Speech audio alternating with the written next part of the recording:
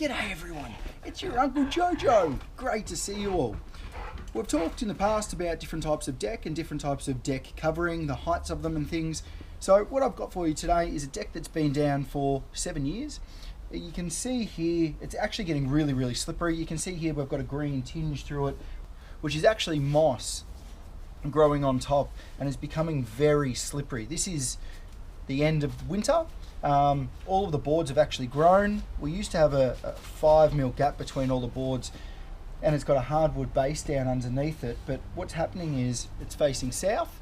We've got a bit of coverage over the top of it, and it's staying wet for a very long period of time, so that timber isn't having time to dry out at all, and also because it hasn't been recoated every 6 months with an oil or a Qtek, a Series or something like that. Actually, a Qtek has a wax in it which makes the moss worse, so you can't use that.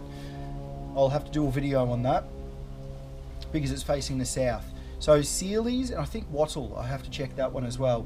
Series definitely have a product, and what it is a decking oil. It seeps right into the timber and you don't get this moss, especially during the winter.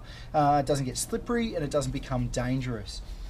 What we have to do now on this deck is wait for it to dry out a bit. So we'll wait for summer or late spring, give this a gurney down, give it a good scrape down and scrub, and then what we'll do, let that dry again, and then we'll give it a couple of coats of the Series decking oil.